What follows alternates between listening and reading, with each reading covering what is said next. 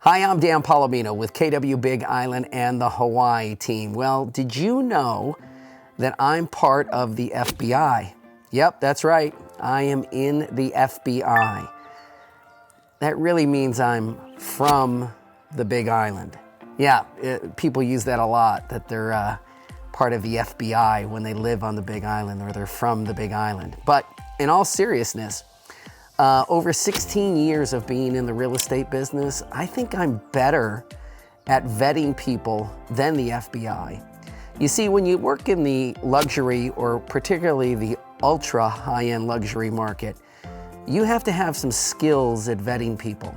There, believe it or not, are a lot of fraudsters out there, and there's a lot of people that like to go look at multi-million-dollar homes and they don't have two nickels to rub together or any means to purchase that home. They like to portray that they can go purchase and afford that home. And people over the last 16 years of me being in the business have always asked me, well, Dan, what do they have to gain? Like, why would they possibly call you and want to go see a multi-million-dollar home that they can't afford? And my answer is always the same. I have no idea. I have no idea. I mean, maybe this is how they get their kicks, living this fantasy life or this fantasy world of pretending to be somebody who's rich and famous. But again, in the 16 years of being in real estate and 1,300 transactions, I've become really, really good at vetting people.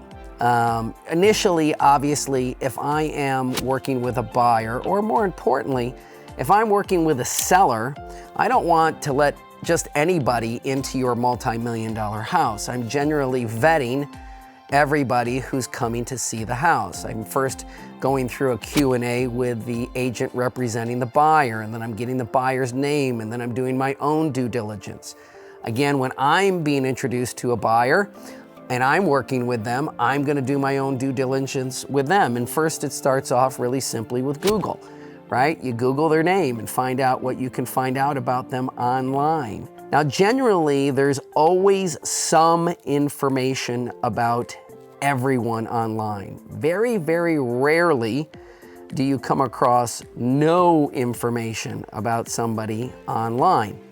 If you do a thorough search online for a person through Google or multiple people finder websites, and you find nothing about that person, red flag.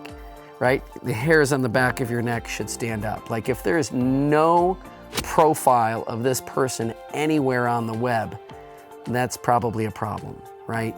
And again, we have other websites that we, as realtors, that we have at our disposal. We have websites where we can do complete background checks on the buyers or the sellers. I can take a look at if you've ever had a bankruptcy, a lien, a criminal infraction, if you've had any type of litigation, how many cars you own, what were your previous addresses, how many phone numbers you have. I can look at all of that and vet people pretty well. And then there's what I call realtor intuition, right? When you've been in the business this long and you've done this many transactions, you start to hear particular things that kind of tip you off. And people say, well, like what, Dan? Like, what's a red flag that you might hear from people? Well, generally, if somebody calls me absolutely out of the blue, who I have no relationship with and wants to look at a $5 or $10 million home, I'm suspicious, right? And the reason why I'm suspicious is because people with that kind of money, they're not purchasing this home for the first time. This isn't their first purchase. They've probably bought many homes, and in such buying many homes, they probably know a realtor already. They probably already have a realtor relationship with somebody here on the island. And so why are they calling me out of the blue? Now you say, well, maybe they don't have a relationship. Maybe they're calling you because they saw your reputation online or went to your website. Yes, that's possible. That's true. But I'm still going to go through and I'm going to vet them.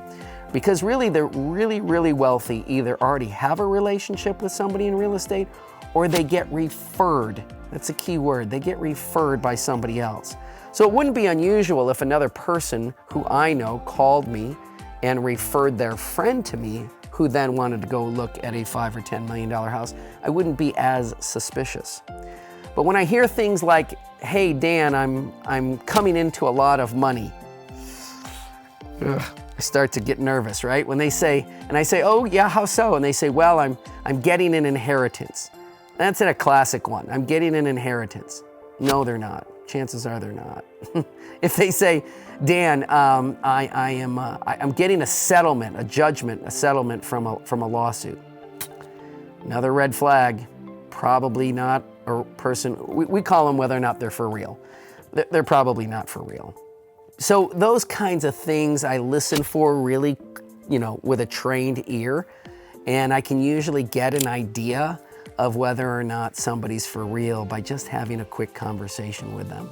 And then of course I do my due diligence and do the vetting. But believe it or not, it happens a lot. So here's the bottom line. Here's the good news.